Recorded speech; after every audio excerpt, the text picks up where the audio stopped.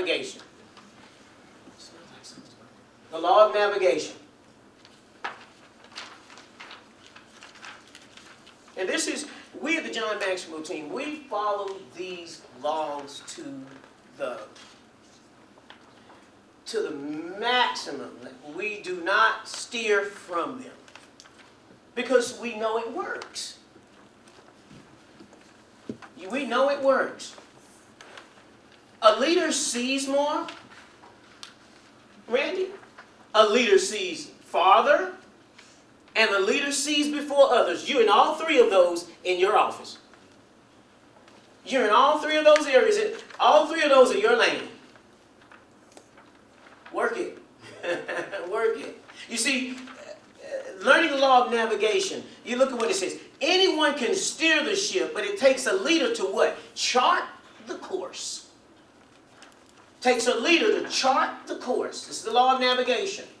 The law of navigation says anyone can steer the ship, but it takes a leader to chart the course.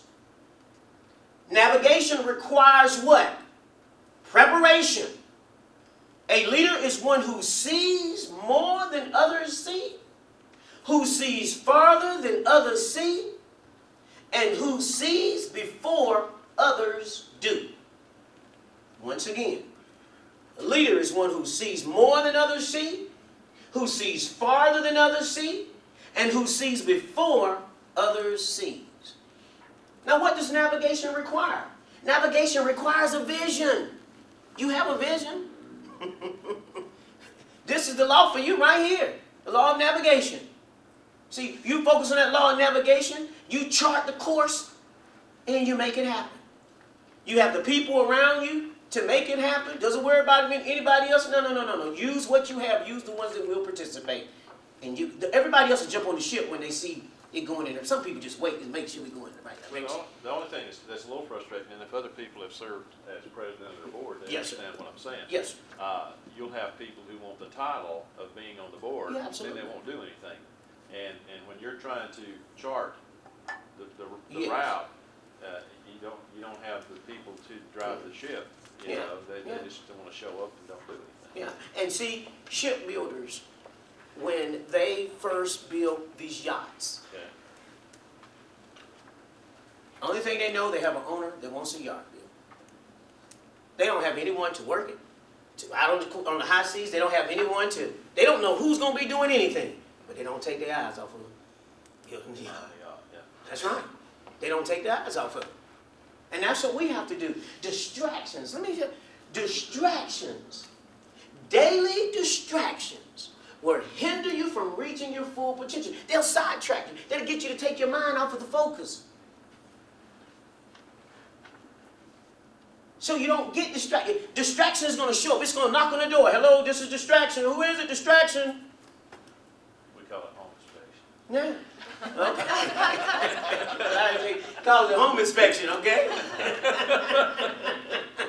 I like that. I'll use that, okay? That's a distraction. Yes, sir. Yes, sir. So navigation requires preparation. A leader is one who sees more than others see, who sees further than others see, and who sees before others do. Navigation requires a vision of the future, because I don't need a vision of right now. I'm in it. But a leader sees the future. See, you see yourself selling $1 million, $2 million, $3 million a year, $4 million a year, $5 million a year. Why should we stop there? 7, 8, 9, $10 million a year. It's in you if you want to put forth the effort. It's in you if you don't get distracted. It's in you. There is so much inside of each one of you right now that you haven't even begun to tap into because you're getting distracted by the little stuff that means nothing. That stuff is there to test you to see if you're really focused. Yeah. Yeah. You know, people say, I got a lot of patience. Put them in a line at the airport at TSA line. See how much patience they really have. That's when you really see if you got some patience. See, you put them in that line. Okay, navigation requires reflection. Here we go again. Reflection of the past. reflection of the past. How do we live the law of navigation? Look at this acronym we have here. Leading influence requires continual preparation. And I like to put intentional preparation too. Continual preparation. Follow the acronym plan ahead. The P stands for a predetermined course of action. Predetermined course of action. What was your predetermined course of action today when you rolled over? What is your predetermined course of action as you go through this training? L, lay out your goals. Lay them out before you.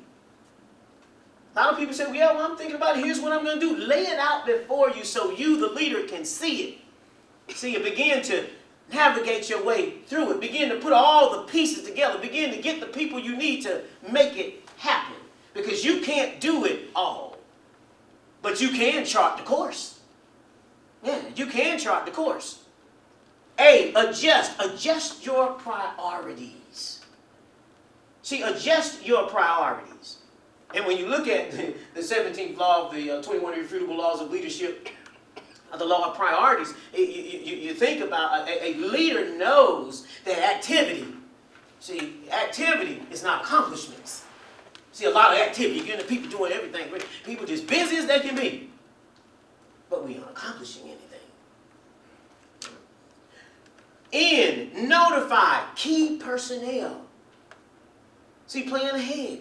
There are key personnel to your vision, Randy. I'm hitting you right in the head now. Yes, sir, I see you. All right? A, allow time for acceptance. Allow time for acceptance. See, allow time for acceptance. Digest what's happening. Then let's get to work. H, head into action. Full steam ahead. Head into action. E, expect problems.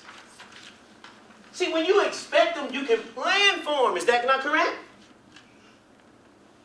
See, there's something Dr. Caroline Leaf, who wrote the book Switch on Your Brain, talks about MPA, multiple perspective analysis, what each one of you have.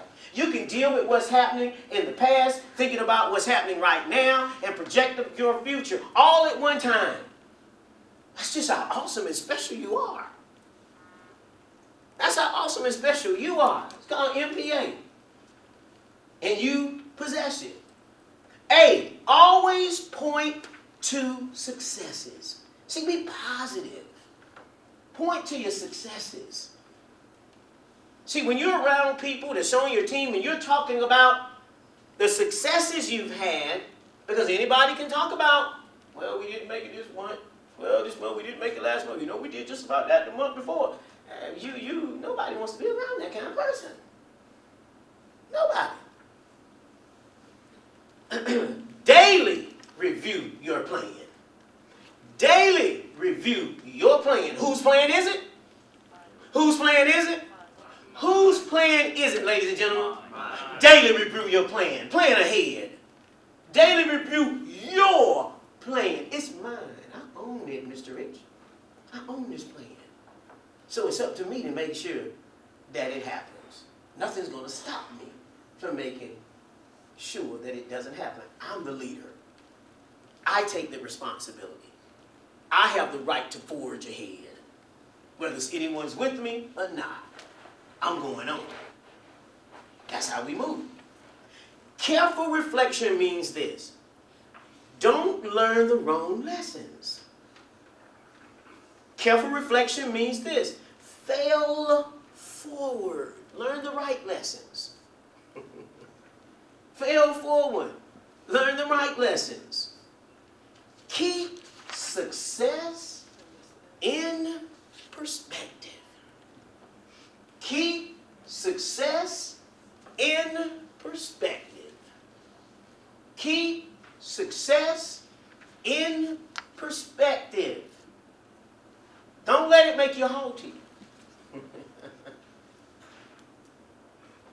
Because no one likes to follow a leader or be around a person who just know everything.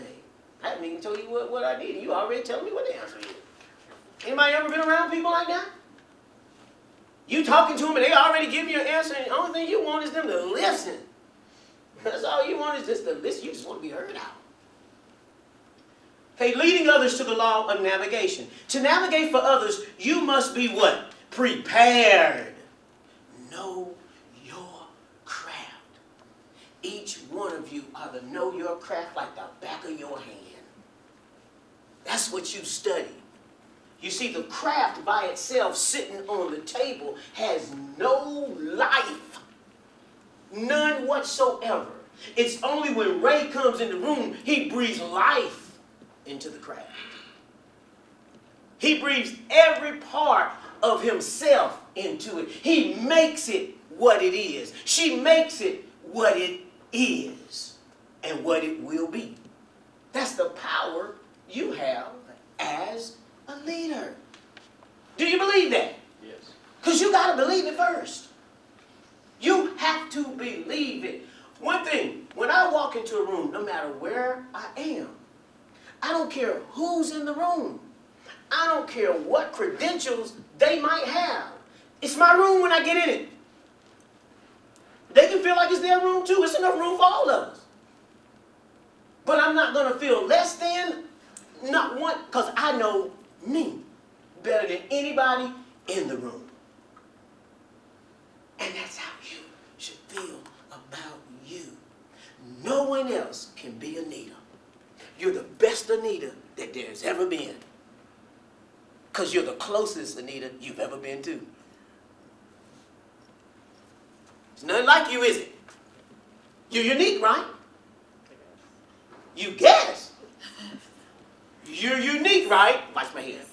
Right. Yes. Yes, you are. You got to tell yourself that. You got to tell yourself that. You have to be consciously aware of it, and you have to allow that to be impressed upon your subconscious, that it becomes a habit for you. It becomes a new learned behavior. It becomes a belief. It becomes a part of your value system.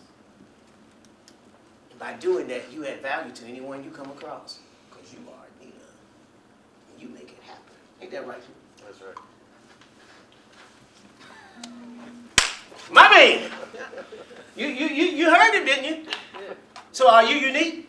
I'll take his word for it. Tell Cliff I'm unique. I mean, Cliff, did she say it with some oomph behind it? Not much conviction. Okay, well, good. Let him know. I'm unique. How did that one go? It was a little bit better. All right, so she need to go again. Yes. I'm unique. There you go. I'm like, that's what we're talking about. Get it out, Anita. Anita, put you on the spot a little bit. But Anita, let the real you come out. Don't be reserved. No, that's not your nature. That's who you chose to be. Choose something else. Choose to be the great Anita, the unique Anita, the Anita who's going to do $1 million in sales. That's what I'm talking. 2 million, 3 million. See, that's the woman. Let's give Anita a round of applause, ladies and gentlemen. Can we give Anita a round of applause? That's what we're talking about, young lady. That's what we're talking about. It says things to listen for here. And this is things that leaders need to listen for. My people will do anything I say, but I have to tell them, listen, people.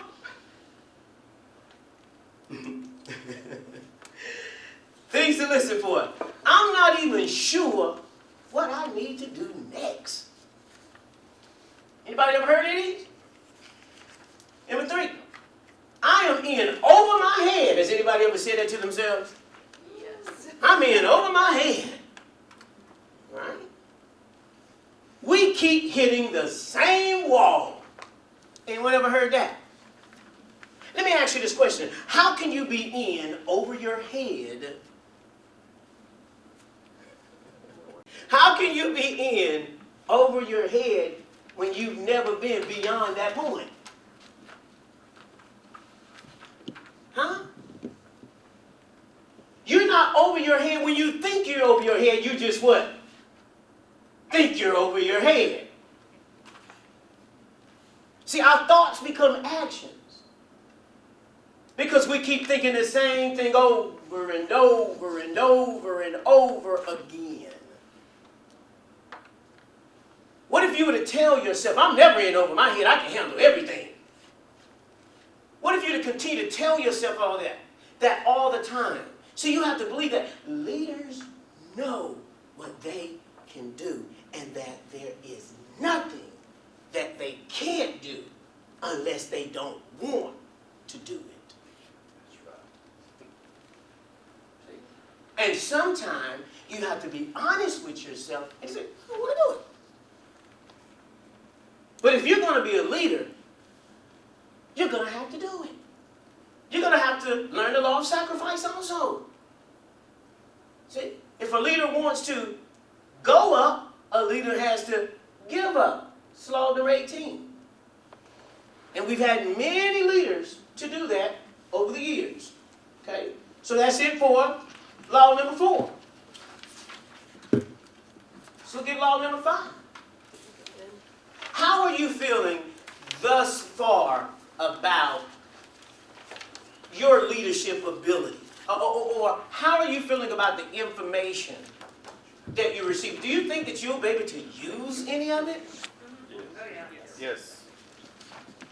This will change your very life, ladies and gentlemen. I just left Florida with 2,000 people from 100 countries who came to learn this.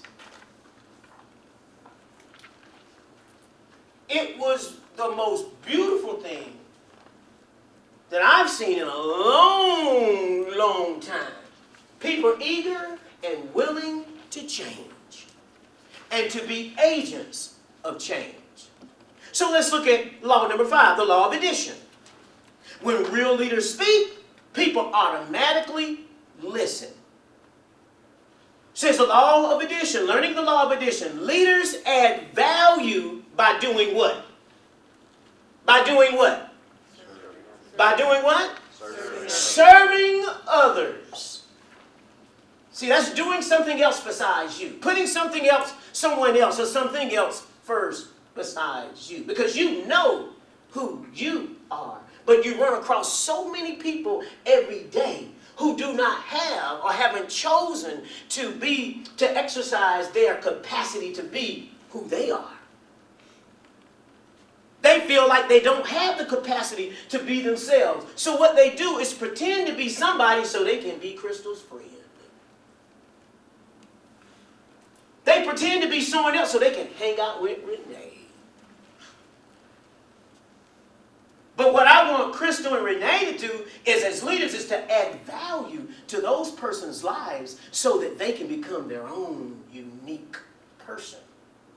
So leaders add value by serving others. The bottom line